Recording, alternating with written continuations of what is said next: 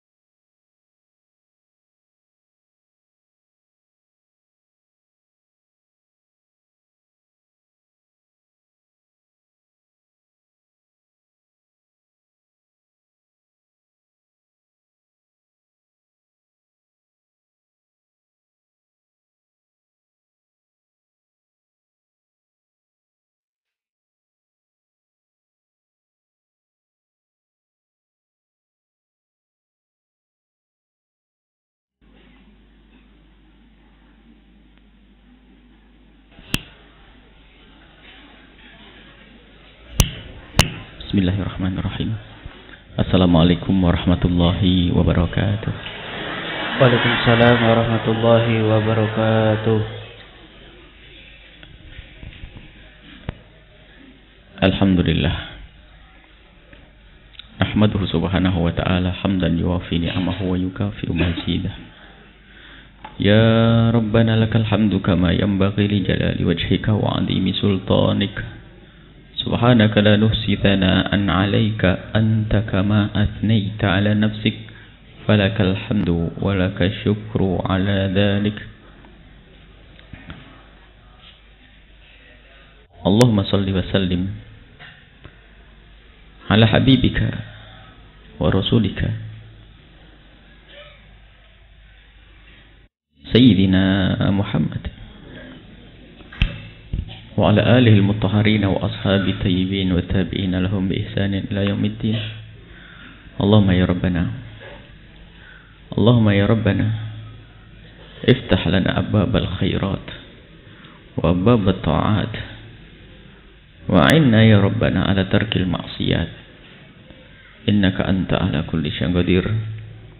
Rabbana la tada' lana fi hadzal yaumil mubaraki dhanban illa ghafartah wala aiban illa satartah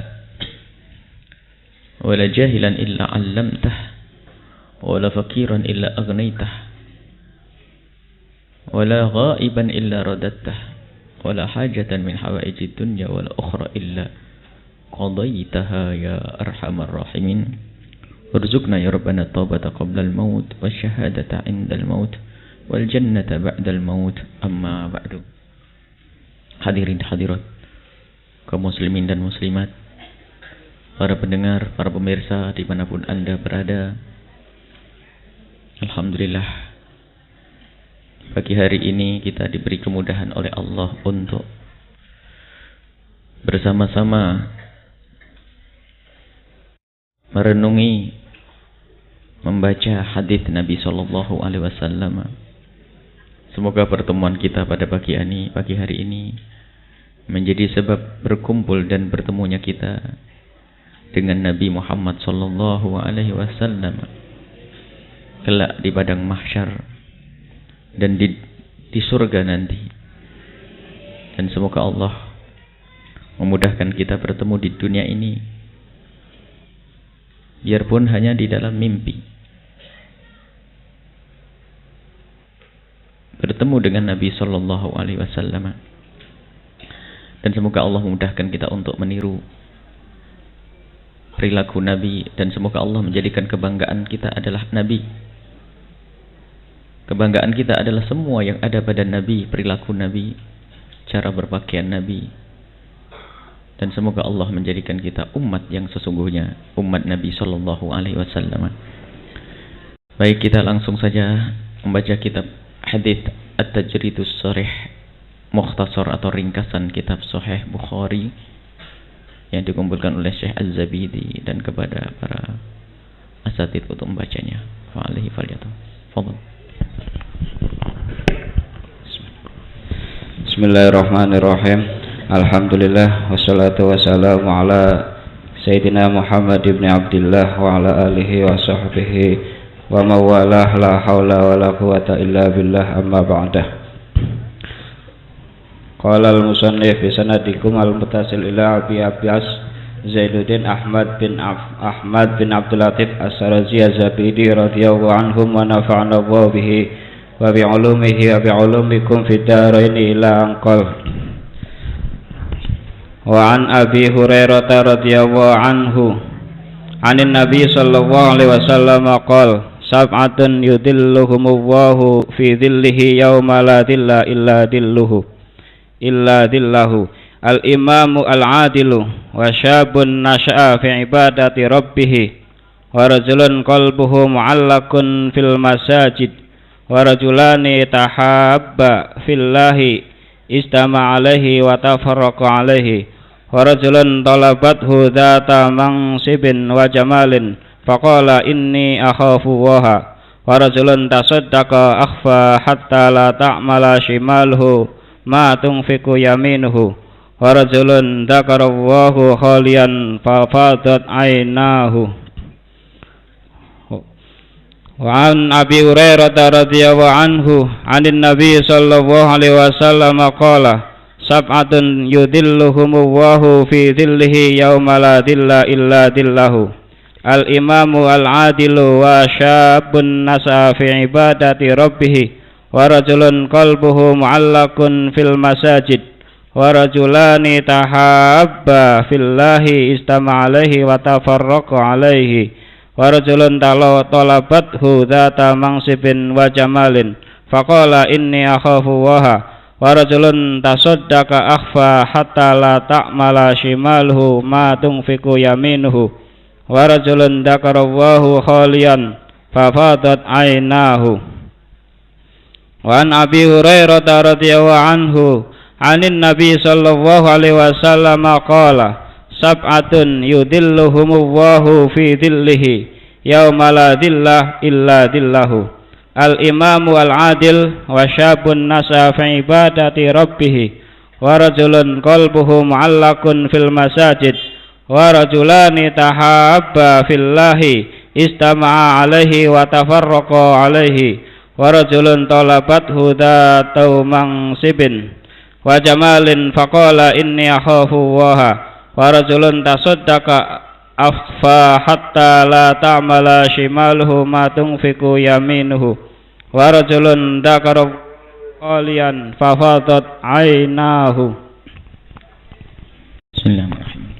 Allahumma shalli rahimallahu ta'ala nafa'ana Allah bihi wa bi ulumihi wa ilmi fid dar amin. Kita sudah sampai kepada hadis yang diriwayatkan wa anhu dari Abi Hurairah radhiyallahu anhu anin Nabi sallallahu alaihi wasallam, diriwayatkan dari Nabi sallallahu alaihi wasallam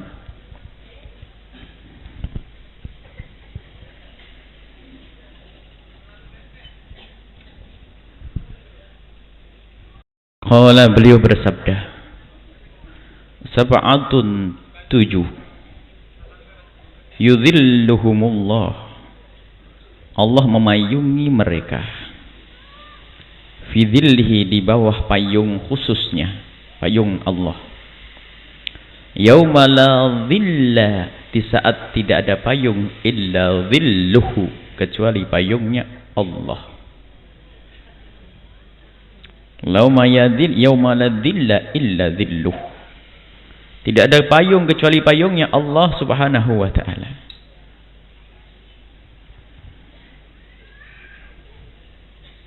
Al-imamul adilu, pemimpin yang adil, imam yang adil. Adil itu menempatkan sesuatu pada posisi. Adil itu bukan memihak orang melarat, bukan, akan tapi memihak yang benar. Itu adil. Jadi nggak ada kaidah itu semua yang minoritas harus dibela. Oh tidak. Semua harus dibela, biarpun mayoritas, biarpun minoritas, kalau zalim harus dibenarkan. Adil. Wasyabun nasya'a fi ibadati rabbih, dalam riwayat ibadatillah. Pemuda yang tumbuh Allah, tumbuh dengan beribadah kepada Allah. Para ibu bapak harus rindu anaknya mendapatkan payung Allah. Dibesarkan anak-anaknya masa remajanya kenal dengan Allah, antara masjid, majelis taklim, kuliah, iya kuliah. Akan tapi dirindukan mereka untuk beribadah kepada Allah. Diingatkan bagaimana tahajud duhanya, bagaimana puasanya. Wa rajulun qalbuhu mu'allakun fil masajidi, dan seorang laki-laki yang hatinya terikat dengan masjid. Nanti kita syarahi satu persatu. Wa rajulani, dan dua orang tahabba, saling mencintai fillahi, karena Allah. Ijtama alaihi, di dunia ia berkumpul, bertemu atas dasar cinta kepada Allah. Tafarraqa, berpisah, meninggalkan dunia dalam keadaan masih saling mencintai karena Allah. Tafarraqa, berpisah, alaihi, atas alaihi, dalam keadaan ia masih saling mencintai karena Allah.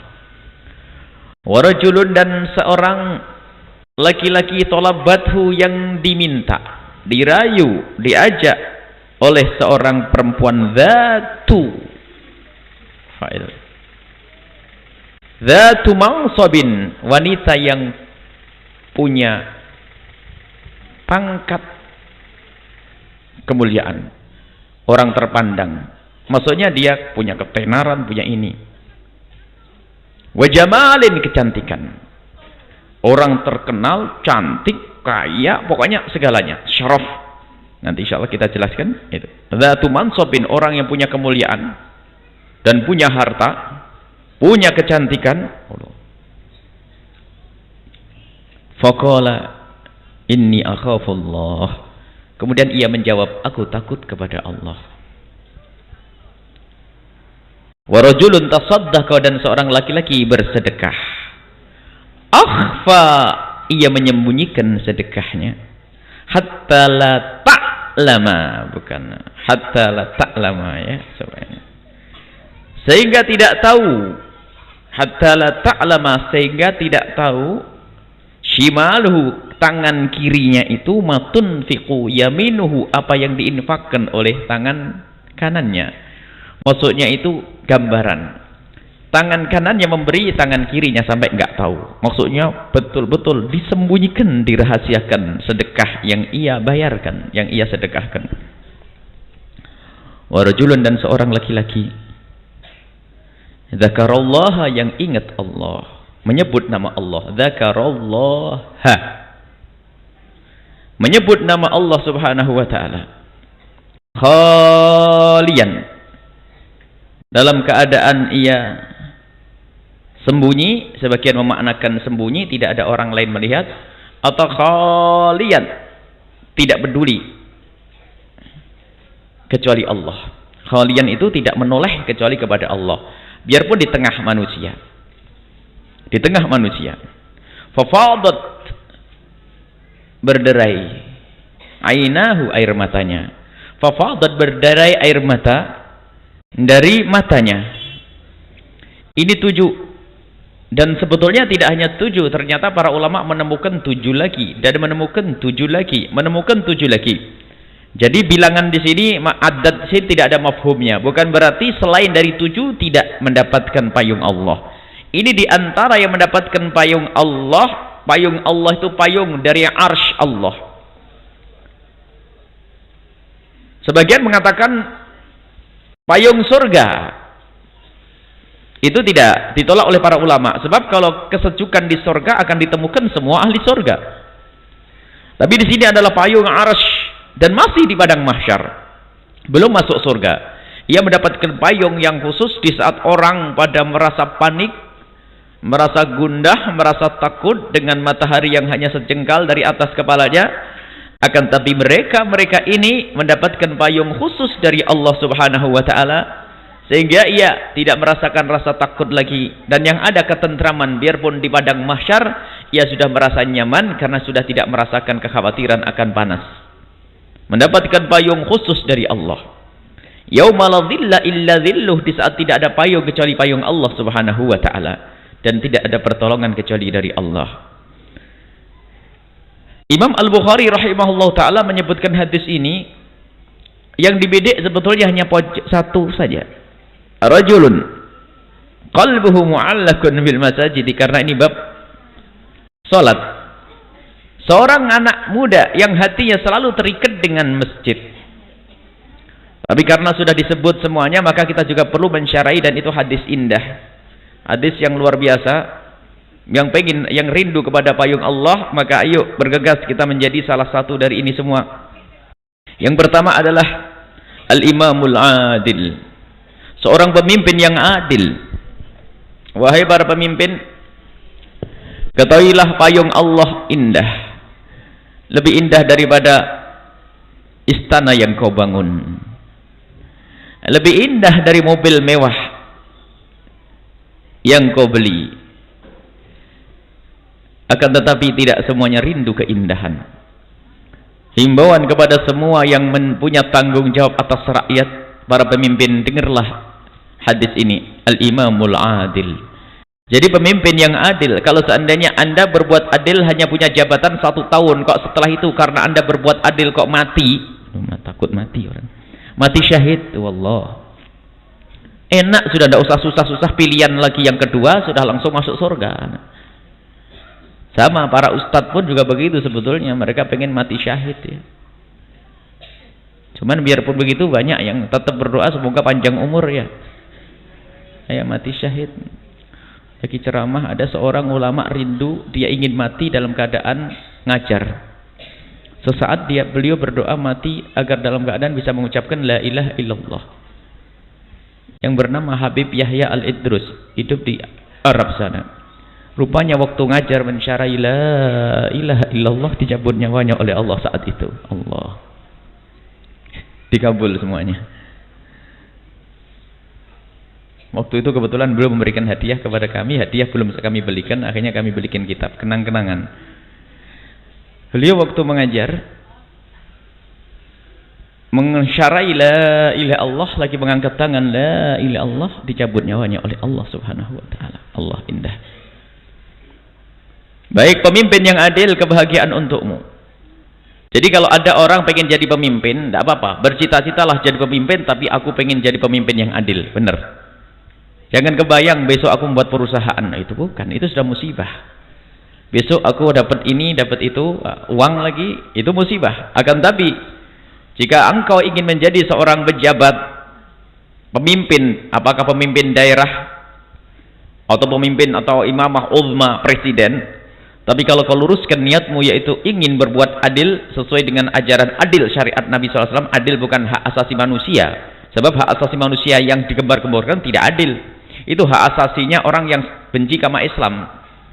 Sebab kalau kerudung jilbab diinjak-injak di negeri kafir sana nggak ada yang heboh dunia. Hanya gara-gara salib di kalung dicabut sama seorang preman muslim, orang Islam sedunia dihujat. Preman mau merampok, mau menjamret. Rupanya kalungnya seorang perempuan yang ada salibnya begitu langsung diekspos di media. Karena apa? Sentimen katanya. Preman mau jambret, kalungnya ada salib. Seluruh dunia heboh apa? Islam merendahkan salib. Sementara di negeri kafir sana jilbab diinjak-injak, dunia mana hak asasi manusia itu ya? Jelas diinjak-injak dengan sengaja, bahkan kadang kerudung harus dilepas karena sebuah jabatan. Mana hak asasi manusia? Hak asasi umat Islam tidak pernah diperhatikan. Hak asasi manusia, hak asasi umat Islam tidak. Ini musibah. Jadi keadilan yang dimaksud keadilan sesuai dengan syariat Nabi Muhammad SAW. Hai pemimpin, ketahuilah untuk berbuat adil maka harus kau tahu syariat Nabi Muhammad. 3 pemimpin, ada 3 qadhi disebut oleh Rasulullah. 1 masuk surga, 2-nya di neraka. Yang masuk neraka adalah tidak punya ilmu mengurusi rakyat, tidak ngerti ilmu untuk mengatur, untuk tidak ngerti ilmu tentang keadilan, dia jadi pemimpin. Akhirnya jadilah nggak adil dia. Masuk neraka. Yang kedua, punya ilmu tapi tidak mengamalkannya, masuk neraka. Satu tok qadi di antara 3 qadi, yang satu yang masuk surga adalah dia ngerti ilmu dan menjalankan ilmu. Sehingga menjadi pemimpin ini adalah menjadi sebuah beban bagi mereka para salafun saleh. Umar bin Abdul Aziz di saat dinobatkan menjadi khalifah, lihat, menangis. Sayyidina Umar bin Abdul Aziz di saat diangkat menjadi khalifah, menangis, didudukkan semua keluarganya, tolong aku, tolong aku, tolong aku, jangan sampai ada kezaliman sedikit pun dariku, tolong bantu semuanya, dan semuanya keluarkan nangis. Apa yang didapat orang saat ini? Pesta. Allahu Akbar. Jadi kuwu saja sudah pesta.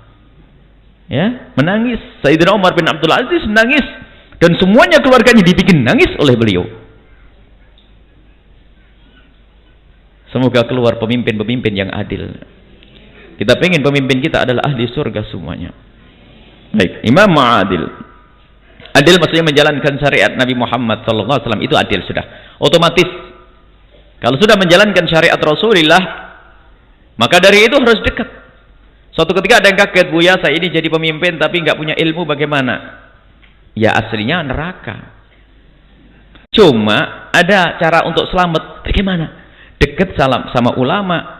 Ente yang datang ke tempatnya ulama. Cuman juga nggak denger, tanya-tanya tok. Nggak pernah datang ke kiai. Datang ke kiai, jangan suruh kiai datang ke rumahmu, kebalik. Musibah kamu datang ke rumahnya kiai dan tidak pernah. Itu kepentingan dia untuk di akhirat. Kiai suruh masuk, keluar masuk pintunya. Musibah, kata Imam Ghazali. Kalau ada kiai keluar masuk rumahnya pintu sultan, itu nggak boleh belajar lagi kita dengan kiai tersebut. Ayo. Ada kiai kalau masuk ke rumahnya sultan itu akan membawa fatwa. Sultan jangan begini, raja jangan begini, imam jangan begini, khalifah jangan begini, pak presiden jangan begini, pak bupati, pak wali kota begini. Tapi sebetulnya mereka kalau pengen selamat, artinya tidak selamat karena tidak punya ilmu syariat. Akan tapi kemudahan, dekatlah dengan ulama-ulama Rasulullah. Tanyakan. Kalau kisah kembali kepada kisah Wali Songo dulu, lihat pemimpin pada zaman Wali Songo adalah selamat. Pemimpin pada Wali Songo selamat. Kalau dulu kan ada kisah sedikit, kita kembali kisah zaman dulu. Wali Songo itu punya kekuatan di dalam memberikan fatwa. Mereka adalah sekelompok, kalau disebut sekarang itu majelis ulama. Boleh pemimpin siapa saja, anak raja tidak apa-apa. Biarpun dia tidak banyak kenal ilmu agama, Sultan Hadiwijaya diangkat. Akan tapi Sultan Hadiwijaya dekat dengan Sunan Kudus sampai diambil menantu. Sehingga dia kalau ada apa-apa ini, jadi presiden itu tanya ke ulama. Jangan fatwa ulama diseleksi sama presiden. Itu harus begitu. Jadi fatwa-fatwa ulama diberikan kepada sultan dan sultan langsung menerapkan. Dan sultan kalau ingin menjalankan sesuatu tanya kepada ulama. Itu selamat sultan kayak begitu. Dan di zaman Tuhannya Sultan Hadiwijaya juga Tuhan kita semuanya. Tuhannya zaman Wali Songo juga Tuhan kita semua. Artinya tidak susah bagi Allah untuk mewujudkan sultan-sultan yang patuh kepada ulama. Sultan-sultan yang dekat kepada ulama. Tidak susah bagi Allah mewujudkan bupati wali kota yang dekat kepada ulama, gubernur, presiden yang dekat dengan ulama. Tinggal sekarang kita memohon, ya Allah, kirimkan kepada kami pemimpin-pemimpin yang dekat kepadamu, ya Allah, yang dekat kepada ulama-ulamamu, ya Allah. Baik, ini imam adil. Dan tidak ada yang perlu kita sampaikan melebihi daripada panjatan doa. Semoga doa. Imam Hasan Basri berkata, kalau seandainya aku punya doa yang dikabul oleh Allah, niscaya doa yang pertama aku panjatkan adalah untuk para pemimpinku agar mereka menjadi pemimpin yang adil dan masuk surga Allah. Karena dengan benarnya seorang pemimpin akan mudah diselesaikan permasalahan umat ini. Imam adil. Wa syabun nasya'a fi ibadati rabbih. Hai para bapak ibu nih, pemuda. Di mana anakmu bapak? Jangan mengatakan nantikan tobat sendiri kayak bapaknya dulu, nantikan tobat sendiri kayak emaknya dulu. Wah. Sebab sebagian ibu begitu, dulu mama kan juga gitu, biarin apa, nanti kalau sudah tua kan tobat sendiri. Iya, kalau tobat nyungsep masuk mati lagi mabuk. Naudzubillah. Didik anak-anak Anda itu agar besar dengan ibadah kepada Allah, akan mendapatkan payung Allah. Mulai dari kecil dibiasakan hadir majelis taklim. Lihat, sekolah dimanapun jangan lupa majelis taklim, masjid, majelis taklim, tempat yang mulia. Ditanya bagaimana bangun malam muna, bagaimana sholat qabliyah ba'diyah muna, Senin Kemismu bagaimana nak.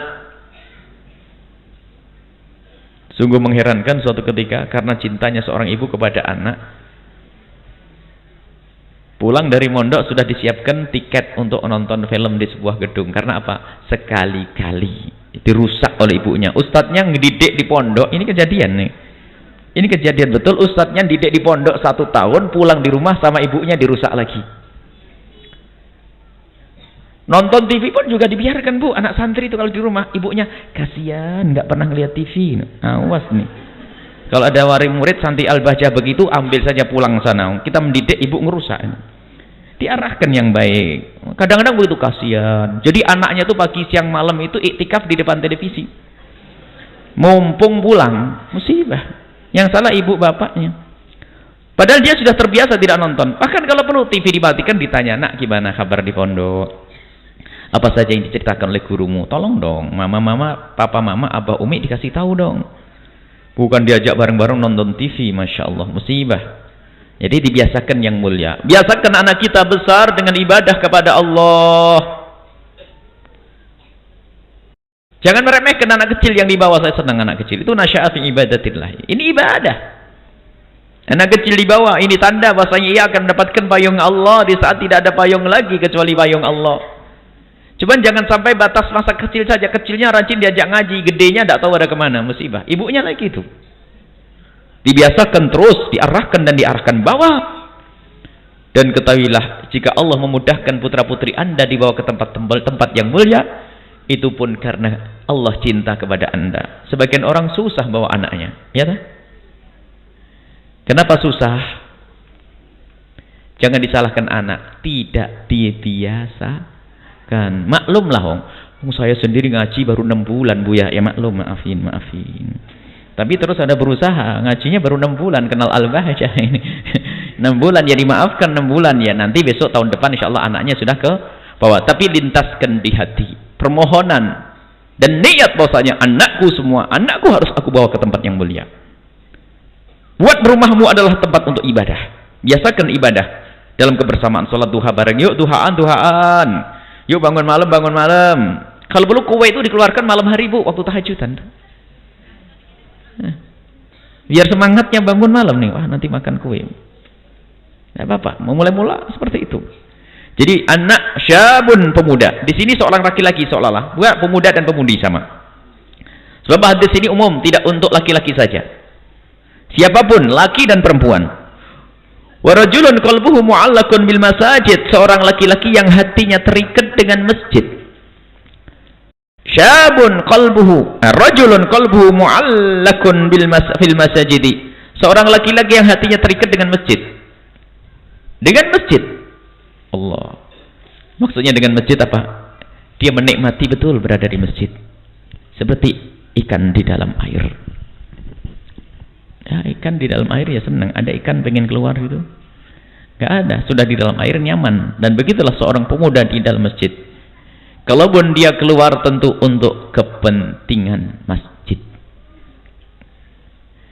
Dia bekerja. Anda pun semuanya. Ini adalah semua. Anda bekerja cari duit banyak untuk apa? Untuk menyekolahkan anakku agar kenal Allah, nanti kembali ke masjid. Saya cari duit, cari bekal untuk apa? Untuk ibadah, masuk ke masjid. Jadi itu loh maksudnya, bukan berarti harus di masjid terus nggak keluar-keluar, tidak. Anda pergi ke pasar berpikir, saya cari uang untuk apa ini? Bukan dikuasai oleh ketamaan, kerakusan, hawa nafsu, ingin bangun gedung mewah, megah. Gedungnya megah, tapi tidak pernah ke masjid. Untuk apa? Yang dibawa adalah, masjid itu adalah kendaraan nanti. Bagi kita yang menghadap kepada Allah Subhanahu wa Ta'ala. Ini masjid ini adalah penyelamat. Jadi datang ke masjid, membiasakan masjid, rindu masjid. Mungkin Anda tidak bisa terus ke masjid, akan tapi hati Anda ke masjid. Mikirkan kemakmuran masjid, dan masjid ini adalah hakikat sekaligus simbol. Hakikatnya tuh masjid. simbol segala bentuk kebaikan. Orang yang selalu berpikir tentang kebaikan. Sehingga ada orang disebutkan kelihatannya amalnya dunia tok.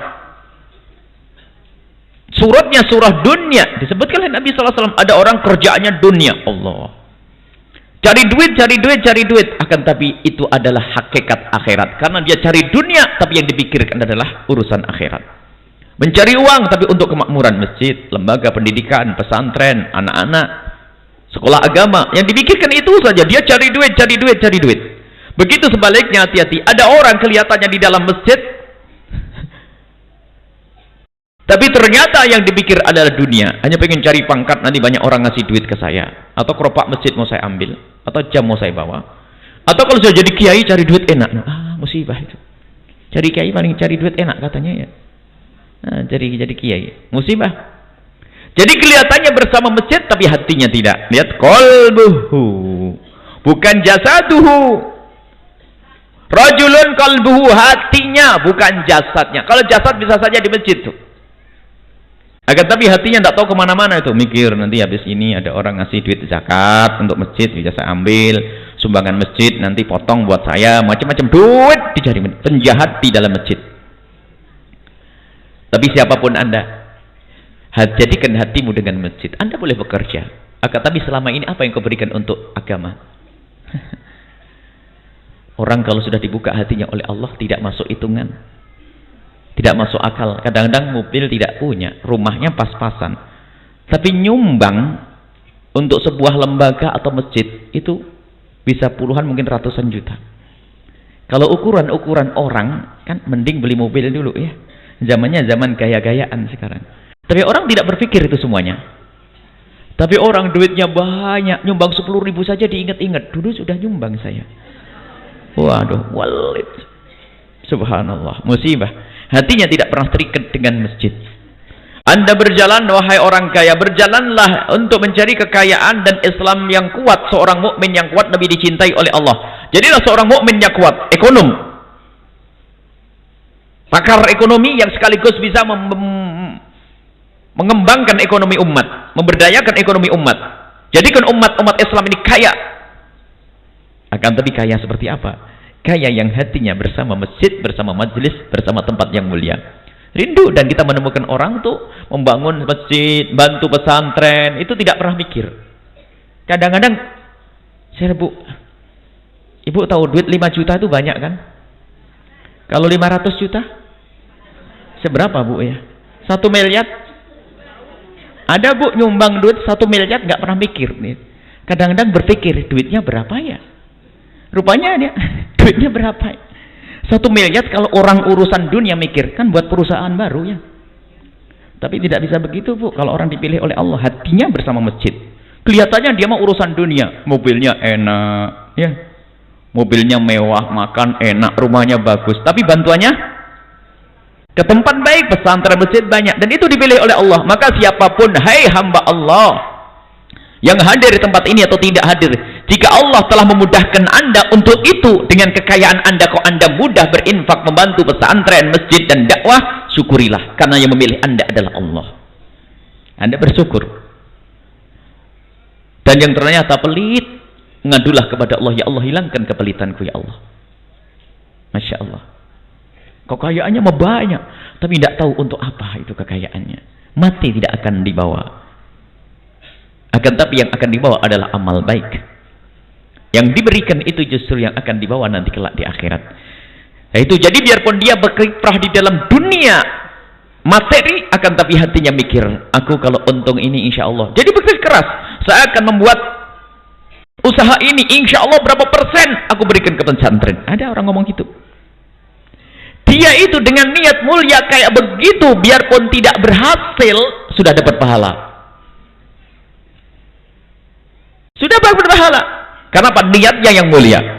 Aku akan buka toko atau membuat perusahaan buat ini, kalau berhasil akan aku berikan berapa persen untuk pesantren, untuk masjid Allah. Hatinya terlihat. Dikit-dikit Allah, dikit-dikit jalan Allah, dikit-dikit jihad, dikit-dikit dakwah, dikit-dikit agama Allah. Allah. Ini muta'alliq, qalbuhu mu'allakun bil masajidi. Hatinya terikat dengan masjid. Wa rajulani tahabba, ini ringkas. Sebab ada pembahasannya bab pembersih hati, nanti kita akan masuk babnya, akan diulang lagi hadis ini. Warajulani, dan dua orang tahabba, saling mencintai fillahi, karena Allah. Ini yang mahal. Cinta karena Allah itu dengan ciri susah untuk difitnah. Kalau Anda saling mencintai, godaannya adalah fitnah. Saling mencintai itu godaannya adalah fitnah.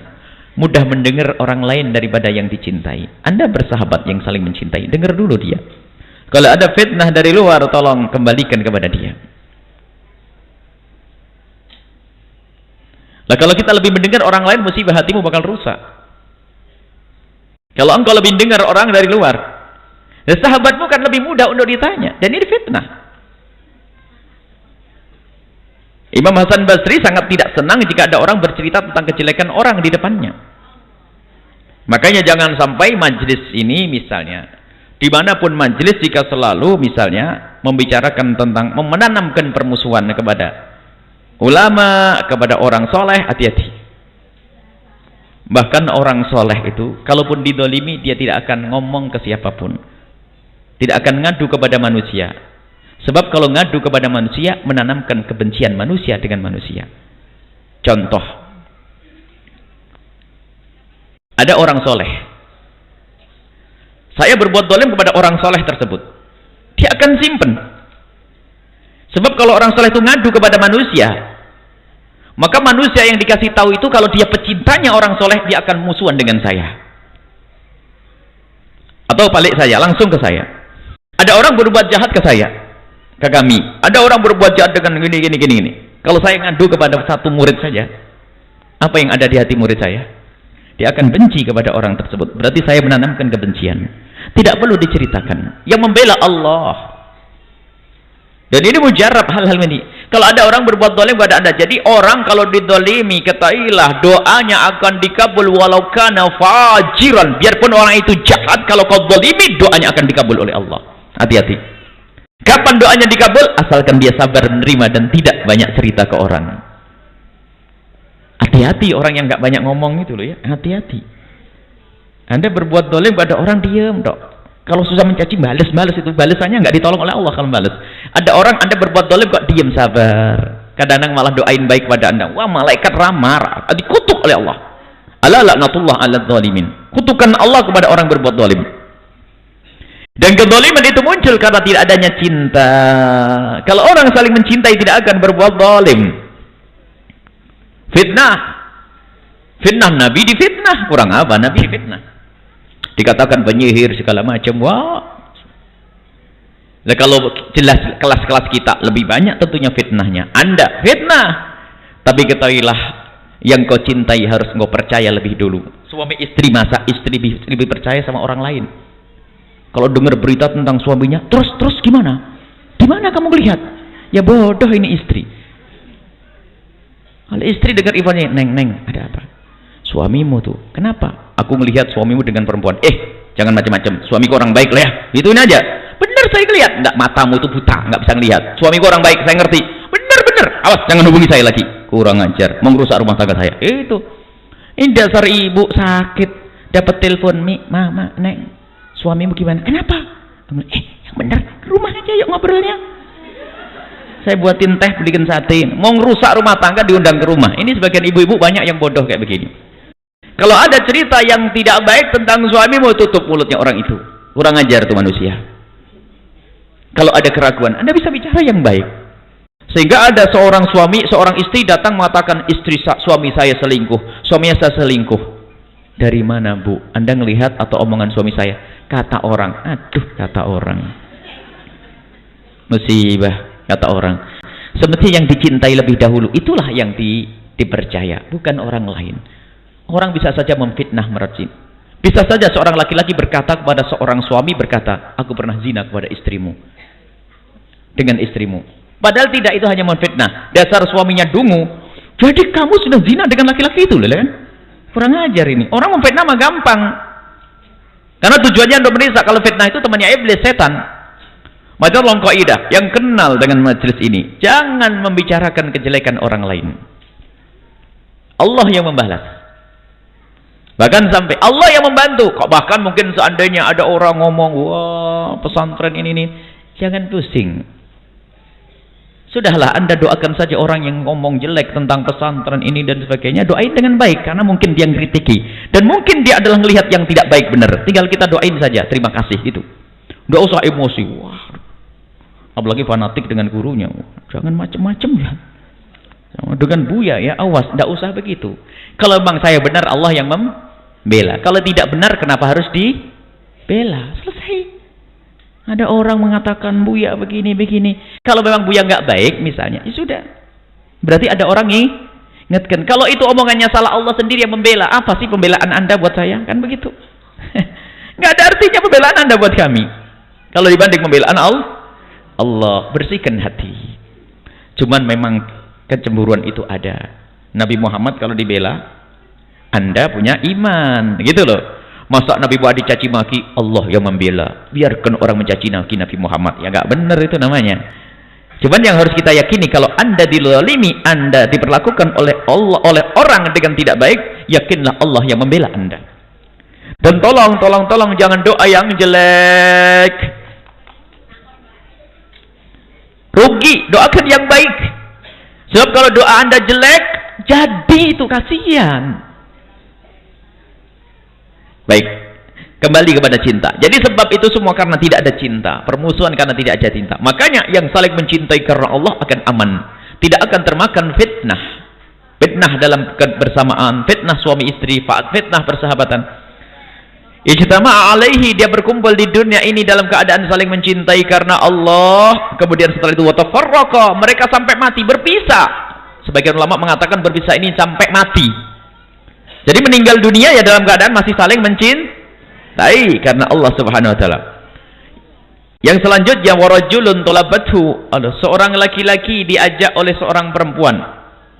Cantik, masyhur, misalnya anak ratu, anak raja. Seorang ratu kecantikan, anaknya raja mengajak seorang laki-laki berzina. Ternyata laki-laki itu mengatakan, "Inni akhafullah." Aku takut kepada Allah, subhanallah. Luar biasa. Ulama menjelaskan bukan saja seorang laki-laki, seorang wanita yang tiba-tiba diajak berzina oleh orang kaya, dia mengatakan inni akhafullah, takut kepada Allah. Alangkah banyaknya kehinaan-kehinaan terjadi. Seorang laki-laki yang diajak berzina oleh orang cantik, kaya, berpangkat, tapi dia mengatakan aku tidak mau karena aku takut kepada Allah. Jamin gak ada yang tahu. Urusanku bukan tahu atau tidak tahu manusia, urusanku kepada Allah. Sekarang bayangkan kalau seorang laki-laki menggoda seorang wanita, mengantarkan ke zina, nggak dapat payung dia. Sebaliknya, ini laki-laki diajak berzina oleh seorang wanita yang cantik sekali, tidak ada kurangnya, sampai digambarkan datu mansobin wa jamalin. Mansab itu mengandung syaraf nasab, syaraf pangkat, dan pangkat dan nasab. Mal kekayaan. Kalau sudah mansab itu diartikan kekayaan, pangkat dan nasab.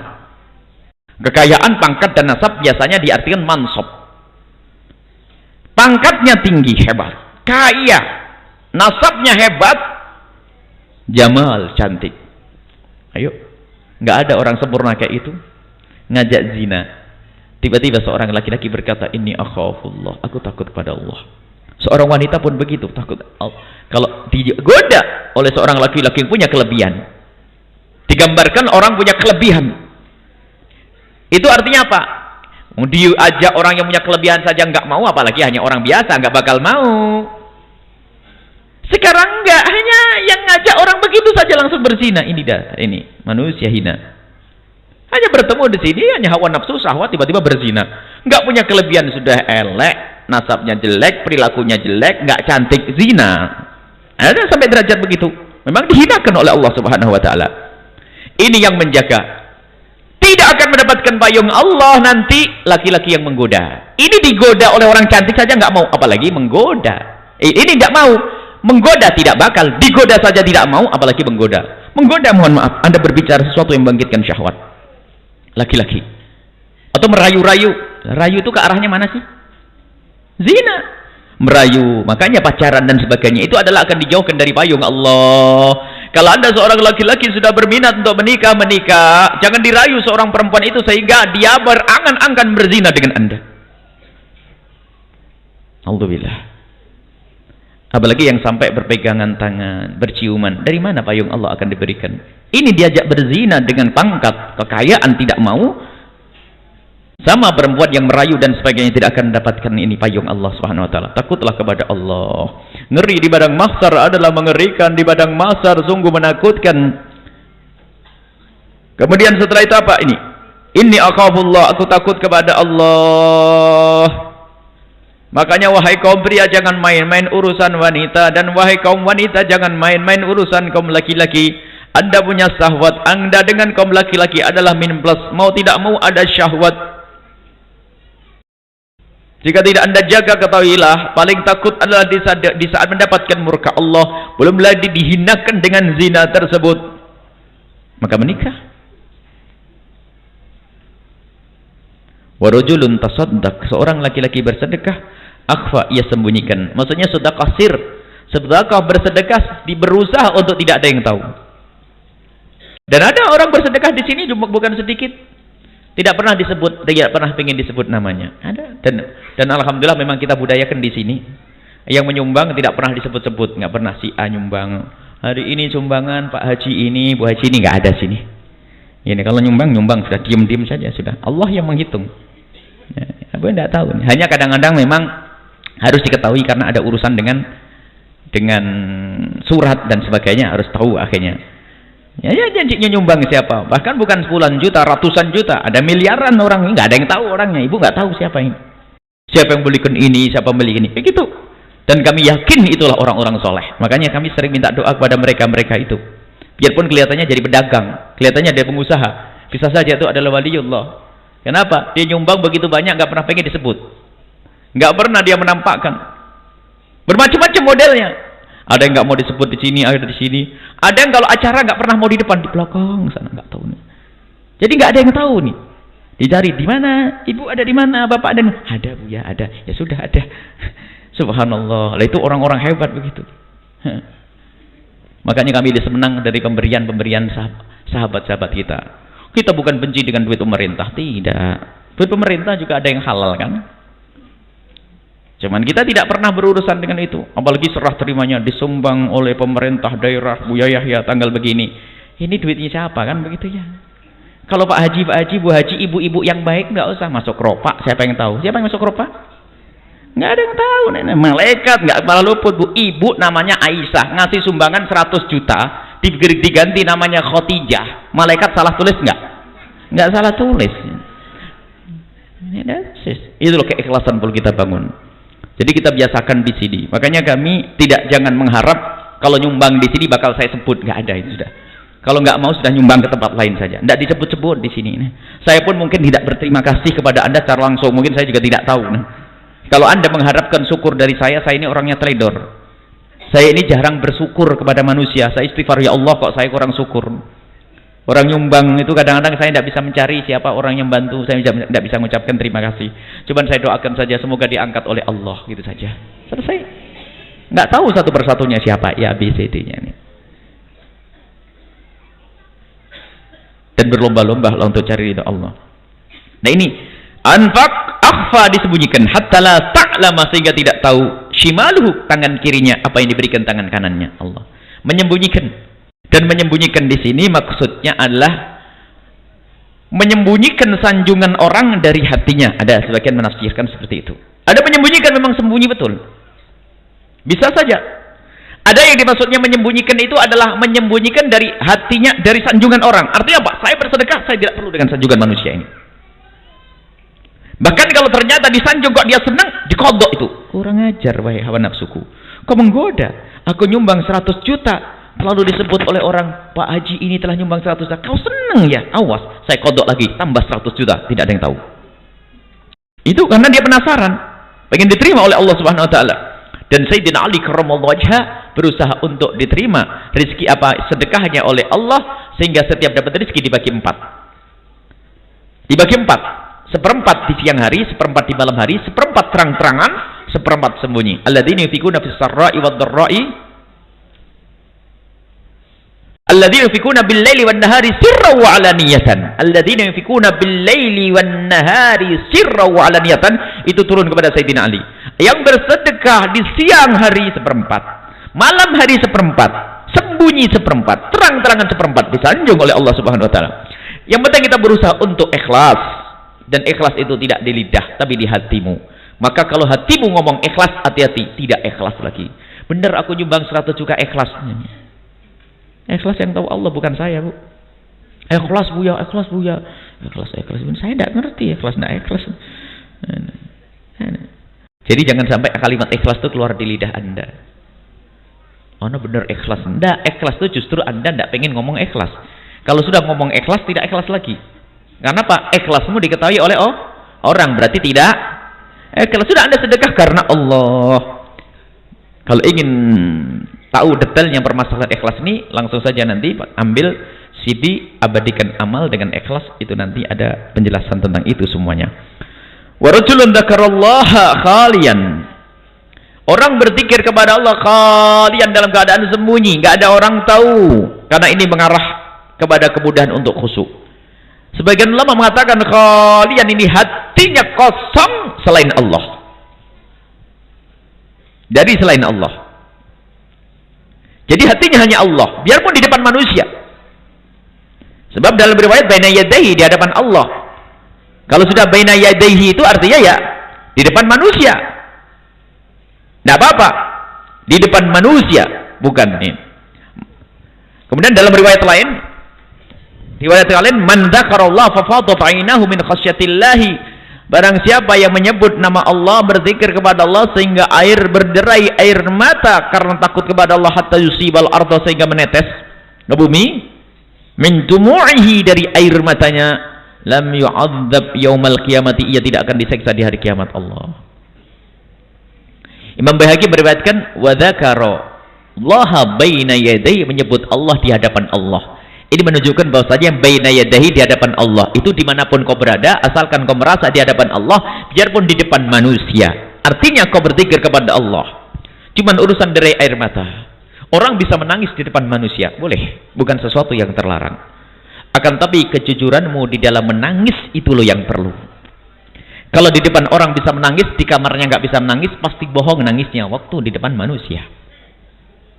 Sekarang yang biasa menangis di depan orang, menangis di depan orang apakah aib? Pernah suatu ketika ada orang berdoa menangis di masjidnya Nabi SAW. Nabi Muhammad berkata, "Na'am idza kana dzalika fi baitika." Ya boleh kalau itu di rumahmu, jangan menangis di sini. Tapi bukan berarti kita menangis tidak boleh. Menangis kadang tersentuh mendengar doa, zikir, orang bisa menangis. Akan tapi untuk membuktikan ketulusanmu dalam menangis adalah nanti kalau kamu di kamar, bisa tidak engkau memohon kepada Allah. Karena tangis itu kadang tidak bisa dibuat-buat, tapi juga kadang bisa dibuat-buat. Ada calon mertuanya tambah Allah, wah khusyuk bener calon menantuku ini, nangis jadi. Ada yang bawa bawang, Bu, biar dilihat solehah nih, biar cepat dapat jodoh. Karena bohong, jodohnya bohong juga nanti. Jadi menangis itu boleh di depan manusia, bukan dilarang. Banyak para sahabat Nabi menangis. Sayyidina Abu Bakar diketahui menangis sampai ada membekas-bekas, kayak aliran air di matanya ini. Allah. Menangis di depan manusia boleh, akan tapi buktikan ketulusanmu di dalam menangis saat engkau sendirian. Nah ini kalian sendirian, itu bukti. Kalau menangis di depan orang nggak bisa menangis sendirian, bohong itu. Memangnya Allah ada waktu rame-rame, waktu sendirian nggak ada Allah. Jadi perlu menangis sendiri di saat kita memohon kepada Allah. Betul, menangis kita dan berusaha tabakau, sampai dikatakan kalau nggak bisa menangis, berusaha untuk menangis sendiri. Itu perlu menyentuh hati kita sendiri sampai kita menangis. Kalau nggak bisa menangis, berusaha terus untuk menangis sampai dikatakan kalau engkau tidak bisa menangis, sudah berusaha menangis masih tidak bisa menangis, maka saat itulah engkau harus menangis karena engkau tidak bisa menangis. Kelewatan, nggak bisa nangis, nggak bisa nangis. Iya ya, hatiku keras, nggak bisa nangis. Suamiku pergi saja nangis, naik haji nangis. Dosa nggak nangis, suaminya pergi naik haji nangis, anaknya mau mondok nangis, dosanya banyak nggak nangis, musibah. Allahu Akbar. Semoga Allah memberikan ketulusan di hati kita semuanya. Baik, sampai di sini saja. Fafadat ainah. Kemudian ada pesan singkat sebelum kita baca kitab Riyadhus Shalihin berkenaan dengan bulan Safar. Sudah kami singgung pada pertemuan yang lalu. Ana inda dhanni abdi bi. Kita harus prasangka baik kepada Allah. Jangan sampai ada di antara kita punya prasangka buruk. Kalau berprasangka buruk, maka Allah akan beri yang buruk. Termasuk istilah Rebo Wekasan. Ya. Rebo Wekasan itu adalah kalau artinya ya nggak ada masalah, pungkasan hari Rabu di bulan Safar. Ya nggak ada masalah tentang hari Rebo Wekasan, cuman amalan di Rebo Wekasan. Amalan di Rebo Wekasan, kalau ibu ngadakan pengajian rame di Rebo Wekasan ya boleh. Pengajian akbar di Rebo Wekasan boleh saja. Yang nggak boleh adalah keyakinan di balik Rebo Wekasan yang tidak bersandarkan dengan hadis Nabi SAW, tidak berdasarkan para ulama-ulama yang mereka itu adalah ngerti tentang syariat hadis Nabi dan syarah hadis. Ada memang riwayat dari ahli kasyaf katanya. Dzakara ba'dul arifina, disebutkan oleh para wali-waliullah min ahli kasyaf, dari orang ahli kasyaf, annahu sesungguhnya yang zilu akan turun fi kulli sanatin setiap tahun 320 alfan minal baliyati 320.000 bala. Banyak banget Bu. Wa kullu dzalika fi yaumil arbi'i al-akhir min syahri Safar. Itu semuanya datang pada hari Rebo di bulan Safar. Fa yakunu dzalikal yaum ashabu ayyamis sanati. Hari itu paling susahnya hari dalam setahun. Qul faman shalla dzalikal yaum 4 rakaat, barang siapa salat 4 rakaat begini. Itu semua tidak boleh kita mengamalkannya. Salatnya itu loh. Kita diajarkan husnudzon. Tidak ada bencana semacam itu. Hari itu adalah hari baik kalau kita beribadah. 320.000 penyakit. Ya yang meyakini itu yang kena balak bencana nanti. Karena su'udun ana inda dhanni abdi bi. Arifin kata para wali. Ketahuilah urusan sholat tidak diambil dari perkataan para wali. Bahkan kalau seandainya hari ini ada orang ketemu Nabi SAW lalu berkata kau sholatlah, tidak bisa dipegang untuk sebagai syariat. Karena syariat harus diambil dari Nabi waktu Nabi hidup. Kasyaf ini tidak bisa untuk dijadikan syariat. Kasyaf itu berkenaan dengan kabar gembira tentang ini orang soleh, tentang ini. Tapi kalau sudah untuk memerintahkan suatu amalan tidak pernah diajarkan oleh Nabi SAW. Kasyaf tidak ada dalam pembahasan usul fikih. Kasyaf itu pembagian, kasyaf itu adalah untuk mencetuskan hukum, nggak ada. Syekh Mullah Al-Qari suatu ketika dia memberikan hukum. Ada seorang waliullah kehilangan sapi. Dan Syekh Mullah Al-Qari juga wali, cuman wali bil ilmi. Kehilangan bakar sapi dan sapinya diambil oleh pencuri. Akhirnya seorang wali ini ngadu kepada qadi Syekh Mullah. Akhirnya Syekh Mullah bertanya, sapinya di mana? Dipegang sama pencuri. Akhirnya pencurinya dipanggil. Pencurinya dipanggil. Wahai bapak, itu sapimu atau sapinya orang? Sapi saya. Akhirnya sang wali tadi berkata, bohong dia wahai imam, itu sapiku. Akhirnya Syekh Mullah berkata, sahibul yad ahak, yang punya yad, jadi yang ada di tangannya itu lebih berhak. Dan engkau tidak, sapi tidak ada di tanganmu wahai kiai, wahai wali. Kalau sesuatu tidak ada di tanganmu harus ada bukti. Kamu punya bukti tidak? Bil bayyinah, al-mudda'i bil bayyinati. Yang menuduh harus dengan bukti. Mana buktimu kalau dia mencuri? Saya tidak pernah punya bukti. Bukti kalau kamu punya sapi ini di kampungmu. Saya hidup di kampung terpencil, nggak ada yang tahu kalau saya punya sapi. Kalau ada tetangganya punya sapi, sih masih tetangganya yang lihat 2 orang saja sudah cukup. Tetangganya nggak ada tahu. Kalau begitu wahai kiai, wahai wali, karena engkau tidak punya bukti dan tidak ada tetanggamu 2 orang yang tahu tentang sapimu itu, maka saya tidak bisa menghukumi, maka sapi itu adalah miliknya orang ini. Ngamuk dia. Wali itu, engkau akan wahai Mauli al-Mula al-Qari, itu adalah sapiku, benar, lihat atas izin Allah engkau akan ditelan bumi. Sehingga sang qadhi ini ditelan bumi betul. Ditelan bumi, seorang qadhi yang adil, karena dia tidak akan menghukumi kecuali sesuai secara ditelan bumi. Setelah ditelan bumi separuh, hanya menyuruh, ya Rasulullah, aku hanya menegakkan syariatmu, tolong angkat aku. Ya Rasulullah, aku hanya menegakkan syariatmu, ya Allah angkat aku. Dan diangkat langsung setelah itu. Jadi nggak ada, kasyaf itu tidak berlaku dalam hal ini. Kasyaf tidak berlaku. Nanti untuk ibadah ini, membuat syariat ibadah tidak ada. Membuat syariat ibadah 4 rakaat. Ini ada 2 hal yang tidak pernah ada. Su'udan kepada Allah, tidak ada hari na'as. Hari itu baik semua. Hari itu adalah hari baik semuanya. Kalaupun kita harus mengadakan Rebu Wekasan, adakan untuk tablek akbar. Kenapa? Ya pengen tablek akbar saja, bukan karena 320.000 penyakit. Tidak ada. Biarpun katanya arifin itu untuk dia saja, bukan untuk kita. Karena tidak wajib kita mempercayai omongannya arifin, karena kita ada syariat yang jelas. Arifin itu para wali. Kita itu harus benar, syariat itu ada jelas. Syariat tidak boleh tidak boleh berbeda dengan wali.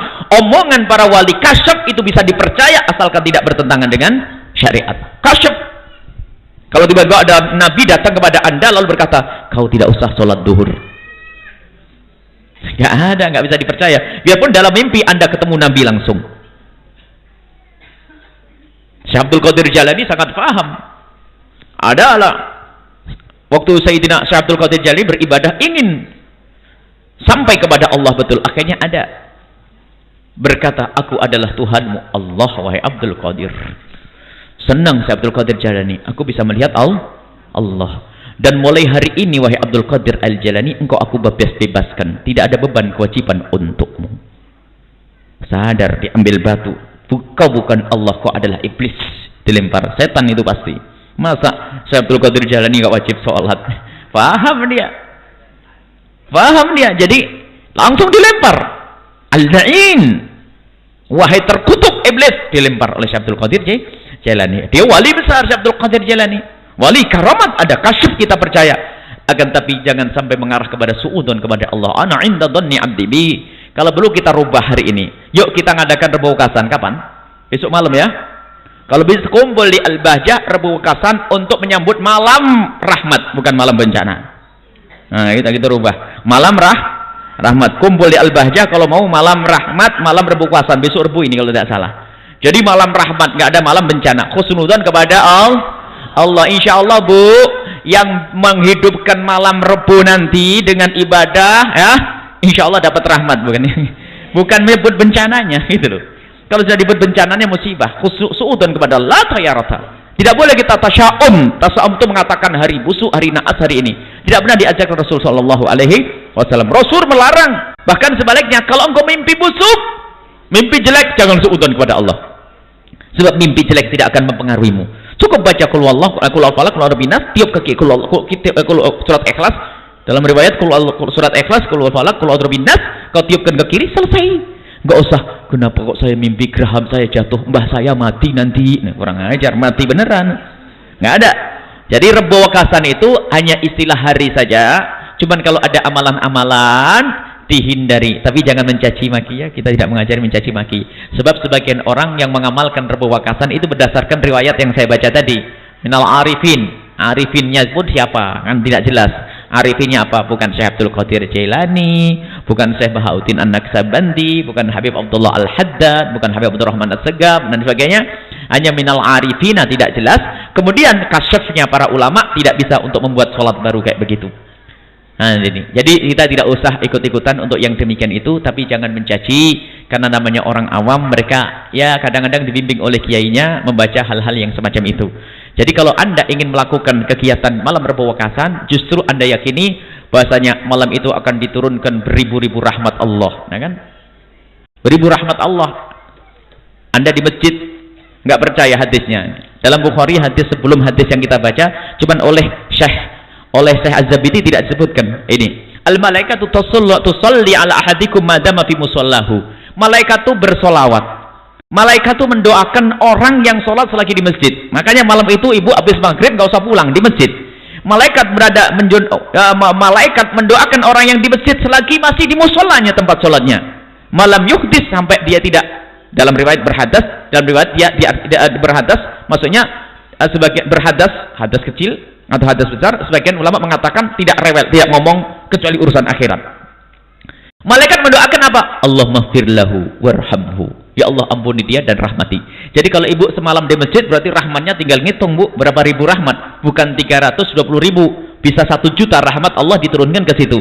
Jadi malam itu adalah malam rahmat, bukan malam bencana. Hati-hati, jangan percaya kalau itu malam bencana. Malam itu adalah malam rahmat. Insya Allah Al-Bahjah kejatuhan rahmat tanggal Rebo Wekasan nanti. Wah, ini karena hari Kemisnya kita akan ngecor. Wah, lihat. Insya Allah rahmat pondok-pondok ini. Insya Allah Rebo Wekasan ya. Insya Allah ya, tidak usah kita ikut-ikutan mempercayai hal-hal yang demikian itu. Tapi ingat, jangan biasakan lidah kita mencaci maki. Sebab orang yang melakukan Rebo Wekasan itu ada bimbingan juga para ustadz. Berdasarkan dengan cerita tersebut, kami hanya meluruskan saja.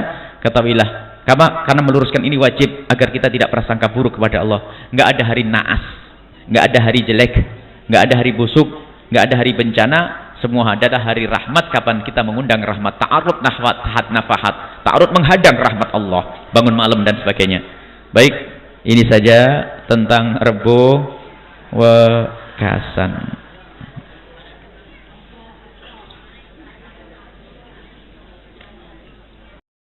Dan cara menolak balak yang sudah jelas dari Nabi SAW, Bu, bukan dengan sholat seperti yang diceritakan, dengan membaca wal asri berapa ini, bukan. Ittaqun nar walau bisyikki tamratin. Takutlah neraka dengan biarpun sedekah dengan separuh kurma. Dan as-sadaqatu tadfa'ul bala, sedekah menolak bala, sudah cukup.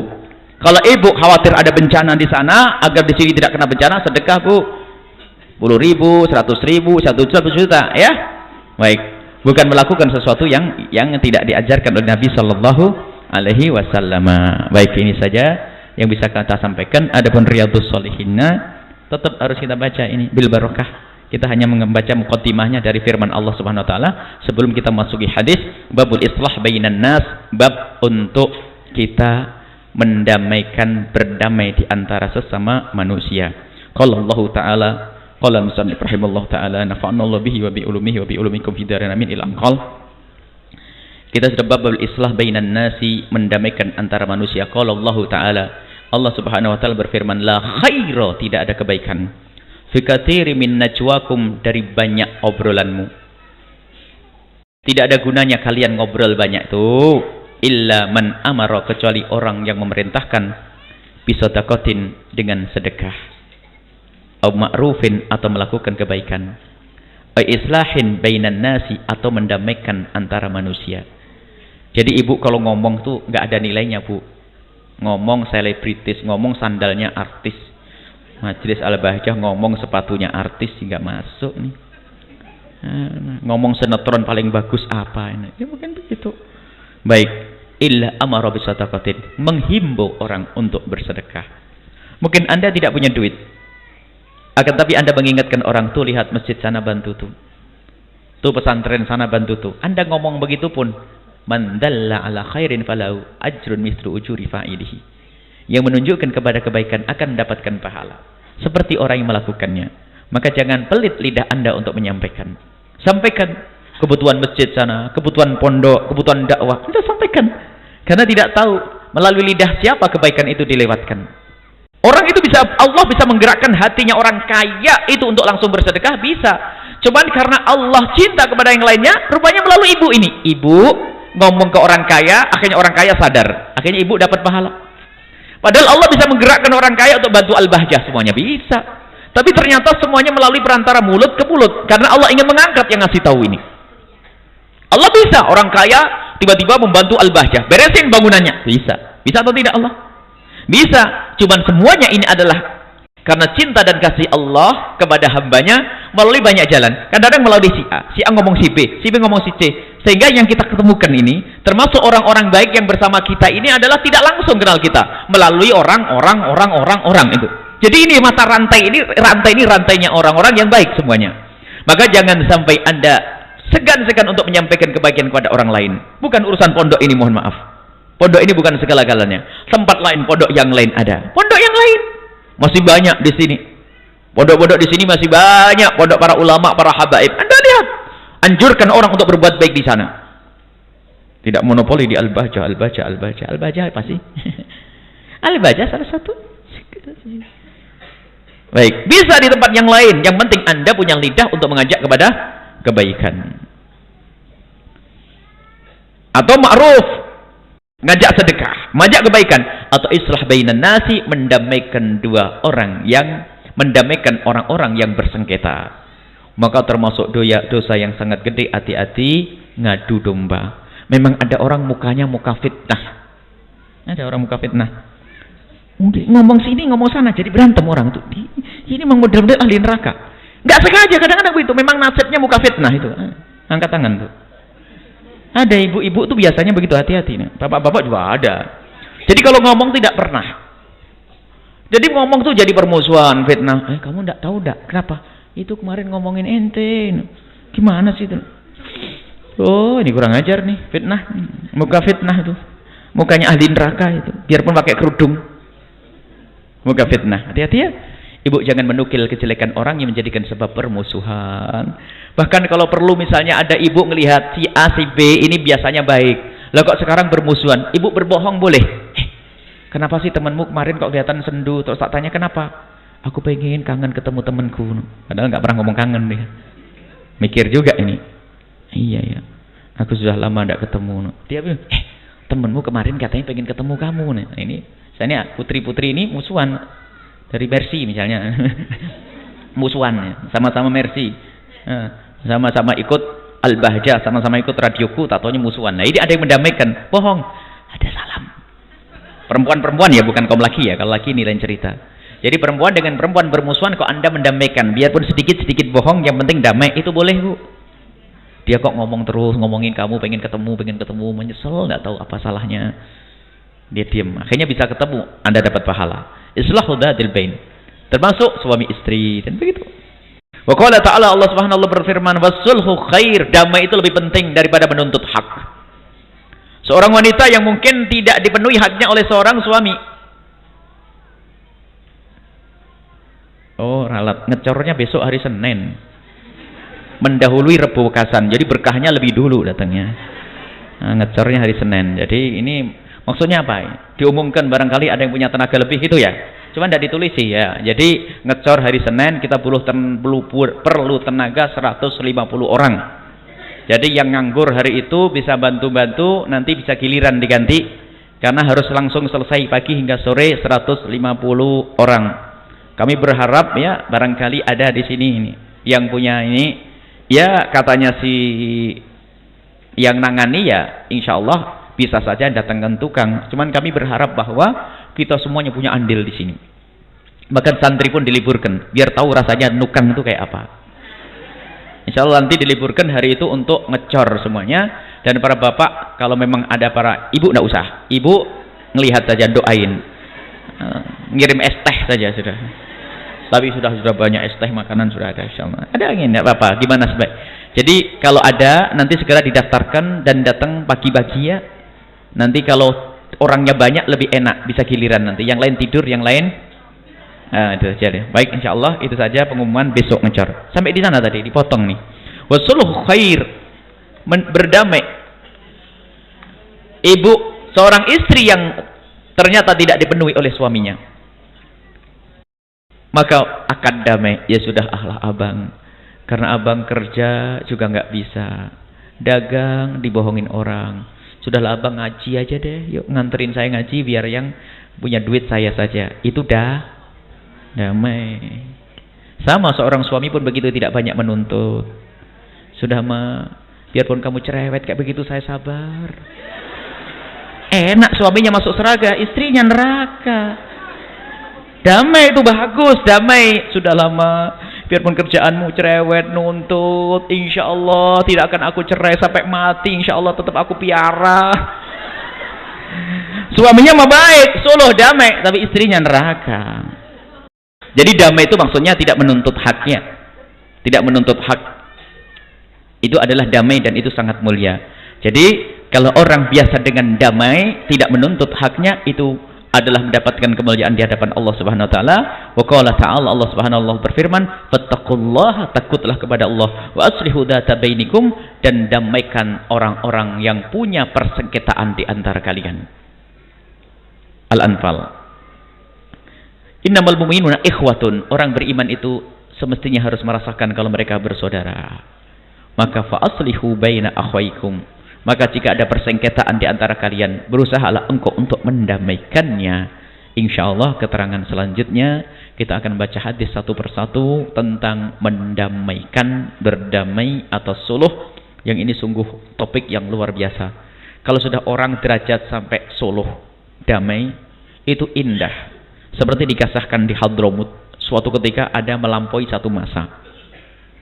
Seorang qadhi itu berkata bahwa selama 25 tahun aku tidak pernah menemukan ada orang ngajukan permasalahannya ke saya. 25 tahun. Hanya terjadi sekali tok. Terjadi sekali tok itu kisahnya, ada seseorang beli tanah, ya kan? Si A beli tanah di B. Akhirnya duit dibayarkan kepada B. Akhirnya setelah tanah itu digarap oleh si A, ada emasnya. Nah ini. Akhirnya emas itu karena dikembalikan oleh A kepada B, pemilik tanah yang pertama. Karena apa? Aku tidak pernah merasa beli emas, aku hanya beli tanah. Sebab harga emas ini lebih mahal daripada tanah. Kata si B, aku menjual tanah sama isinya. Aku tidak pernah memikirkan urusan emasnya. Rupanya eker-ekeran. Enggak, pokoknya saya tidak mau ngambil emas ini karena saya hanya beli tanah. Yang punya tanah dulu berkata, aku menjual tanah semuanya sama isinya. Ribut, ngadu ke mahkamah. Nah baru sekali itu aku mendapatkan aduan orang mengadukan karena apa? Ini gara-gara tanahnya ada emasnya. Akhirnya bingung. Akhirnya ditanya, Pak A, ada apa? Kau punya anak? Punya. Laki perempuan? Laki. B, kamu punya anak? Punya. Anakmu apa? Perempuan. Ya sudah, dinikahkan anakmu biar emasnya diambil oleh anakmu. Jadi lihat, bukan menuntut tapi karena nggak mau. Subhanallah. Indah kalau begitu ya Bu. Sudah lain buat anu saja Dek, buat ini. Alasan ini lemari buat saya, kakak adik musuhan. Meja buat aku. Apalagi spray buat gue. Kalimatnya aku, gue, tapi milikku semuanya. Musibah ini. Eker-ekeran waris. Naudzubillah. Dengan saudara busuk manusia. Allah, itulah hati-hati. Jadi damai itu indah. Kalau di dalam hidup kita penuh dengan kedamaian, damai. Nah, sekarang itu damai sejahtera. Indonesia damai, berantem melulu. Indonesia damai, macam-macam kejahatan. Damai apanya ya? Damai itu adalah keindahan terwujud. Karena apa? Tidak ada yang berbuat zalim. Semuanya akan menjatuhkan tuntutan atas haknya, sehingga dengan begitulah akan tercipta suatu ketentraman hati.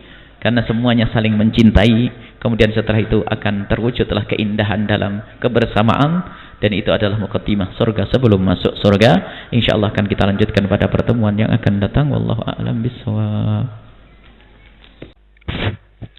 Assalamualaikum warahmatullahi wabarakatuh.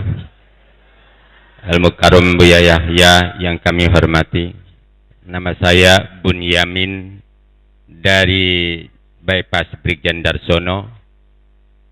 Yang mau kami tanyakan, bagaimana kalau dari salah seorang yang berkelamin ganda, seorang yang berkelamin ganda,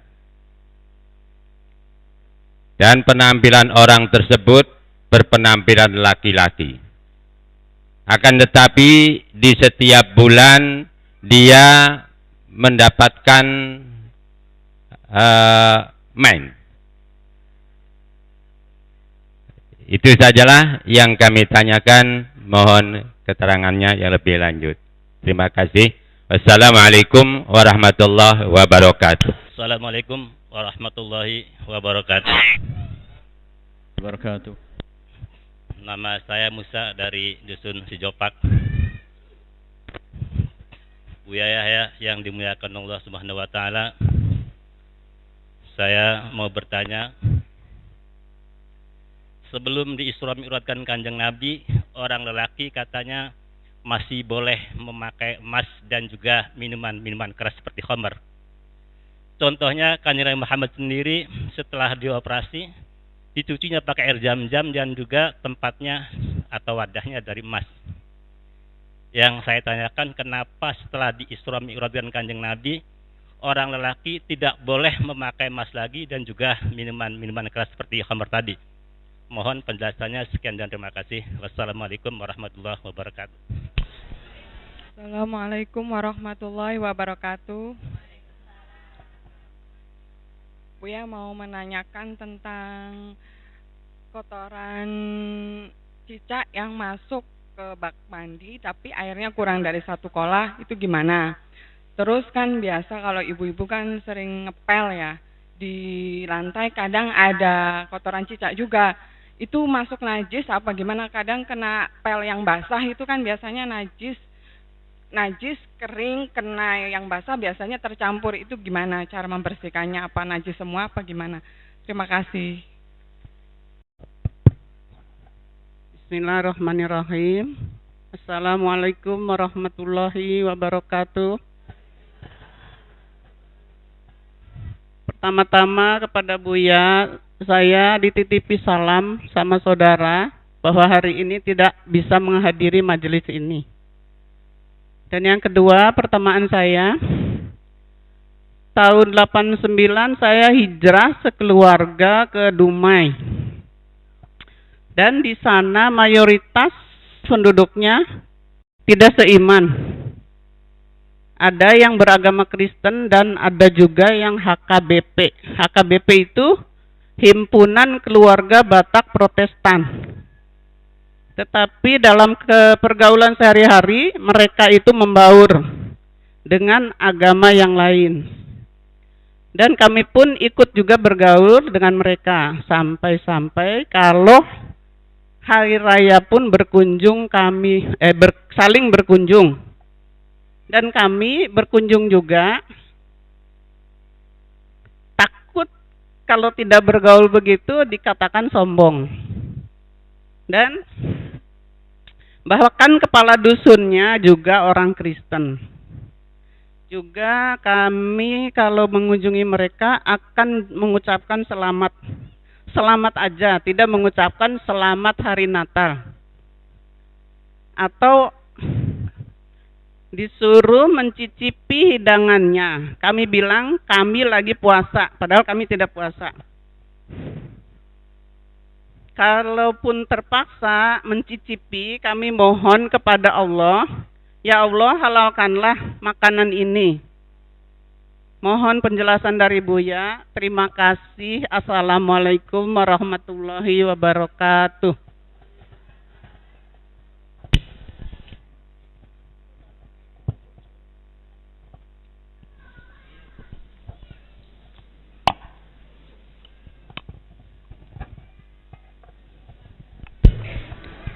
Bismillahirrahmanirrahim.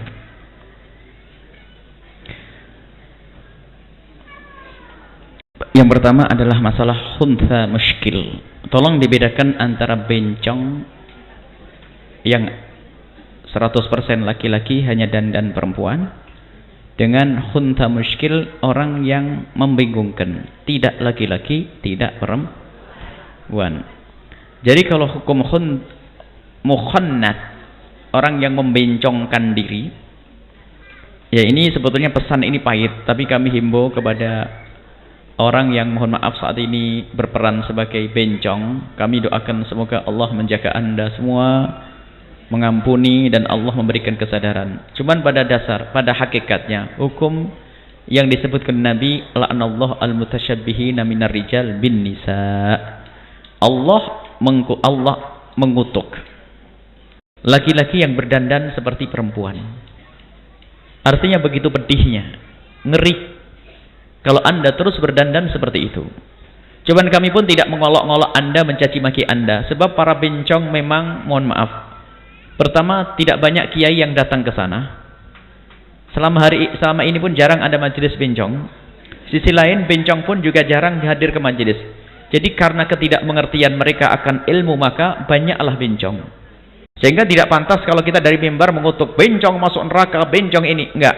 Kami dulu yang mohon maaf. Kami tidak bisa menjangkau, dan kami himbau barangkali ada yang bisa menjembatani kami untuk bisa mengadakan pengajian di kalangan mereka. Kami siap, dan akan kami beri pengarahan yang benar bahwasanya agar bisa meninggalkan kebiasaan jelek membencong itu. Jadi tasyabbuh bin nisa, laki-laki yang dandan kayak perempuan adalah dikutuk oleh Allah Subhanahu wa taala. Berbeda dengan khuntha muskil, orang yang memang muskil. Muskil itu artinya apa? Tidak laki-laki, tidak perempuan. Ini dengan dua model. Satu, ada kemaluannya tapi tidak bisa disifati itu kemaluan laki atau kemaluan perempuan. Kemaluannya satu, tapi kalau dilihat seperti bentuk kemaluan laki juga tidak, seperti bentuk kemaluan perempuan juga tidak. Ini maksud. Atau ada dua kemaluan, ada kemaluan laki-laki, ada kemaluan perempuan. Dan di sini bagaimana? Untuk mentarjih, untuk yang dianggap mana? Jika benar-benar tidak bisa dibedakan, maka ini benar-benar muskil. Tapi kalau masih bisa dibedakan, mohon maaf, yang dipakai kencing yang mana? Kalau yang satu berfungsi, yang satu tidak, misalnya mohon maaf, kelamin laki-laki yang bisa dipakai buang air kecil, maka itu dianggap laki-laki. Yang di bawah hanya cacat lubang saja satunya itu.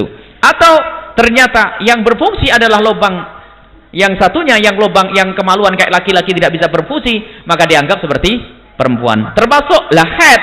Kalau sudah terbukti dia ada haidnya, sementara juga tidak keluar mani dari kemaluan laki-lakinya, haid saja dan keluar haid saja, itu sudah cukup untuk mentarjih, untuk menganggap bahasanya dia adalah seperti perempuan. Baik. Jadi dari situ, kalau memang dia sudah terbukti haid, maka dia semestinya harus pakai dandan perempuan karena tidak muskil lagi. Jadi muskil yang bikin bingung, dianggap laki-laki tapi kelamin perempuannya berfungsi, dianggap perempuan kelamin lakinya juga berfungsi. Asalkan sudah bisa berfungsi salah satunya, itu yang dianggap. Kalau nanti ada perubahan lagi, sesuai dengan perubahan. 5 tahun kelamin laki-laki berfungsi, kita anggap laki. Tentunya setelah tahun berikutnya berubah kelamin perempuan, itu berubah. Maka itu sesuai dengan apa fungsi tentang kelamin itu, karena tanda laki dan perempuan dicermati dari kelamin itu ya. Baik, makanya ada khuntha muskil, orang yang tidak laki dan tidak perempuan, itu hukumnya bebas. Kalau khuntha muskil, tidak laki dan tidak perempuan, dia bebas, suka-suka. Karena ya namanya dia tidak bisa disifati. Cuman para ulama mengatakan ihtiyat. Kalau dianggap perempuan lebih aman urusan aurat. Jadi pakai tutup. Kenapa? Supaya nanti tidak bisa dilihat auratnya laki-laki. Tapi jelas bebas, yang jelas. Kalau urusan waris nanti dianggap laki-laki. Jadi kalau urusan niat bebas dia, karena dia adalah memang tidak laki-laki, tidak perempuan. Tidak boleh kita bebani dengan sesuatu urusan syariat. Tidak boleh kita jadikan laki-laki harus wajib Jumatan, tidak. Tidak boleh kita jadikan perempuan harus dengan dandanan seperti ini. Jadi dia bebas. Karena dia memang tidak laki-laki, tidak perempuan. Baik. Kemudian yang kedua adalah masalah emas. Memang hukum itu begini. Indahnya syariat Islam itu datang itu tidak spontan, tidak Quran turun begitu langsung ini, enggak, bitadarruj, sedikit demi sedikit. Urusan khamr misalnya, khamr itu tidak langsung dikatakan khamr itu haram, bahkan disebutkan ada manfaatnya. Jadi dikasih rambu-rambu, awas ya khamr. Setelah itu apa? Kalau pengen minum khamr itu jangan waktu mendekati waktu sholat. Setelah itu apa? Awas. Jadi untuk menyesuaikan kemampuan umat saat itu. Jadi tidak langsung spontan. Sehingga ada namanya nasikh mansukh. Ada hukum itu dihapus. Bukan anak karena Allah bodoh, bukan karena Allah tidak tahu. Begitulah kasih sayang Allah, hukum itu berubah untuk kemudahan. Jadi pertama boleh menjadi tidak boleh. Sebelumnya waktu zaman Nabi mendapatkan wahyu, ada orang laki-laki punya suami 10, istri 10. Tapi setelah ada syariat 4, maka saat itu Nabi Muhammad mengatakan, sisakan 4, selebihnya engkau cerai. Seperti itu. Jadi ada namanya nasikh mansukh. Kalau hikmahnya apa? Kalau hikmahnya itu ya bukan taklil. Kalau illahnya kita tidak perlu menyebut illah karena ada nas. Illah itu sebab itu baru dibahas oleh para pakar usul fikih di saat kita ingin kiaskan, ingin memberi hukum sesuatu yang lainnya, maka sesuatu itu harus dicari illahnya. Kalau ilahnya sama, maka nanti diberi hukum sama. yang makis dan makis alaih, yang dikias atau yang ditiru hukumnya dan yang kita sesuaikan hukumnya, maka itu harus ada illatnya sama, namanya illat jami'ah. Jadi pembahasan tentang illah itu akan dibahas kalau kita sudah masuk pembahasan namanya kias.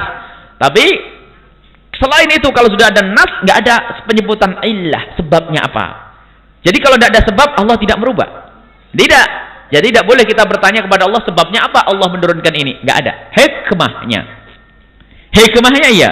Sebabnya Allah, kenapa Allah nyuruh sholat? Sebabnya memang Allah perlu dengan itu semuanya. Jadi tidak perlu urusan Allah dikatakan sebabnya apa. Memang ada sebab musabab. Yang memberi sebab adalah Allah semuanya. Hanya di situ ada riwayat-riwayat dari Nabi Shallallahu Alaihi Wasallam. Nabi Muhammad Rasulullah Sallallahu Alaihi Wasallam akhadha hariran faja'alahu fi yaminihi wa akhadha dhahaban faja'alahu fi shimalihi. Rasulullah mengambil sutra diletakkan di kanannya. Kemudian Rasulullah mengambil emas diletakkan di kirinya.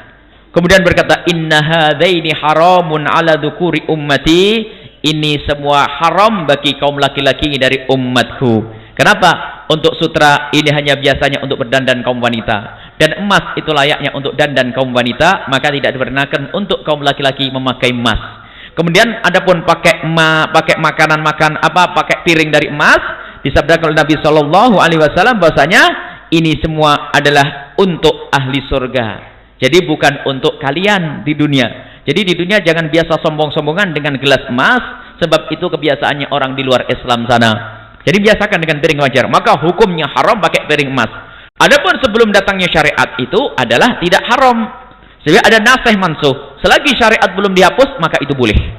Tapi kalau sudah dihapus, kita harus patuh. Dan nasih mansuh yang tahu adalah para ulama. Jadi berkenaan dengan ini masalah tarjih biasanya. Kalau ada dua nas bertentangan, maka jangan dikatakan Al-Quran bertentangan. Kita lihat, kalau antara am dengan khos, maka itu ada tahsis di situ. Ada mutlak muqayyad, maka yang mutlak dibawa kepada muqayyad. Itu adalah masalah takyid. Kemudian ada yang kalau sudah tidak bisa dikumpulkan, sebab dalam kaidah kita, i'malud dalilaini aula min ilgha'i ahadihima. Kalau ada dua dalil bertentangan, upayakan bisa dipakai semuanya. Kalau tidak bisa, pada akhirnya nanti apa? Tarjih. Tarjih itu mana yang lebih kuat? Kalau tidak ketemu tarjih, kuat semuanya, maka nanti mentok. Jadi kepada nasih dan mansuh, mana yang dihapus dan mana yang menghapus.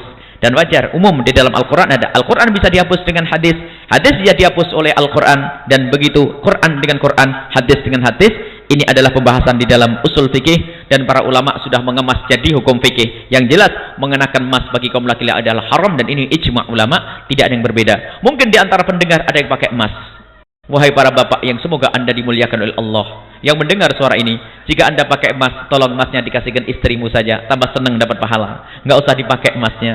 Cincinmu tidak usah emas, kasihkan istrimu. Kalau istrinya sudah kebanyakan emas, taruh di pesantren sana, atau taruh di masjid sana, taruh fakir miskin sana, dapat pahala daripada dapat dosa. Kan sudah terlanjur beli ya. Baik, takutlah kepada Allah Subhanahu wa Ta'ala. Baik, itu adalah masalah ini. Jadi itu karena sudah ada nas, tidak perlu kita sebut. Kalau hikmahnya, itulah para ulama mengatakan biasanya kalau emas itu kesombongan. Ya adalah kesombongan. Makanya tidak boleh pakai gelas emas, karena itu sombong. Tapi kalau kita pakai gelas dari permata, biarpun lebih mahal dari emas, itu tidak haram. Kenapa? Tidak semua orang ngerti tentang permata. Zabarjat, jamrud, ada nanti apa maunya? Gelas dari zabarjat, gelas dari jamrud. Orang nggak ngerti, dipikir itu botol warna biru saja, kan gitu. Orang melarat. Kalau emas, semuanya ngerti kan? Emas, emas gitu. Jadi karena emas itu sudah menjadi umum, maka kalau orang memakai emas, hukumnya haram bagi kaum laki-laki, bagi perempuan tidak. Kemudian masalah kotoran cicak. Kotoran cicak adalah najis. Di dalam madhab kita Imam Syafi'i rahimahullah ta'ala, kotoran cicak adalah najis, satu. Kemudian yang kedua, di dalam madhab Imam Syafi'i, kalau kotoran cicak itu jatuh di air yang sedikit, air sedikit itu yang kurang dari 216 liter. Kalau pakai ukuran Bu, 60 cm, 60 cm, 60 cm, 60 cm. Kalau sudah penuh itu air banyak. Jadi kejatuhan kotoran cecak sebanyak apapun tidak akan najis asalkan tidak berubah dan tidak disengaja dicemplungin. Kalau sengaja dicemplungin jadi najis. Baik. Nah, kalau air sedikit kita kemasukan cicak, maka menjadi mutanajis, menjadi najis. Aslinya begitu dalam mazhab kita Imam Syafi'i radhiyallahu anhu. Sekarang kita perlu saja disampaikan ini keadaannya di mana. Kalau di kota, Ibu, barangkali di kota itu kadang-kadang airnya macet, kerannya sedikit, ya. Kerannya sedikit, macet. Maka saat seperti itu, Ibu pakai pendapat yang kedua dalam mazhab Imam Syafi'i yang sama dengan mazhabnya Imam Malik, bahwa asalkan tidak berubah. Tapi kalau Ibu bisa berpegang mazhab Imam Syafi'i yang nomor 1, ya dibuang saja air banyak. Kenapa Ibu pakai wudu yang campur cicak? Ya kan? Tapi kalau ternyata airnya nggak ada lagi, Ibu anggap saja itu air suci. Ini kadang-kadang bermasalah, dan ini kejadian, Bu. Ada seorang perempuan, Bu, ini ngidam, minta diberikan es duren. Minta diberikan es duren. Lah es durennya kejatuhan kotoran cicak. Tanya ke kami, belinya jauh enggak? Saya tanya begitu. Belinya jauh. Terus pengen bener ini sudah. Ya sudah.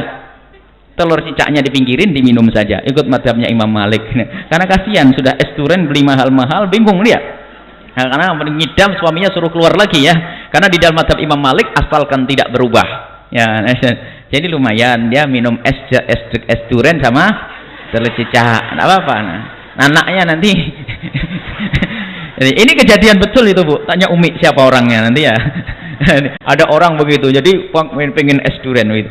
Jadi ya tidak apa-apa. Jadi perlu diselesaikan. Kalau urusan begini mah gampang, Bu. Tapi jangan makan duit zakat, jangan makan duit ya anak yatim, jangan bohong jual beli, jangan makan riba gitu. Jangan ini itu. Urusan begitu mah gampang. Es duren ada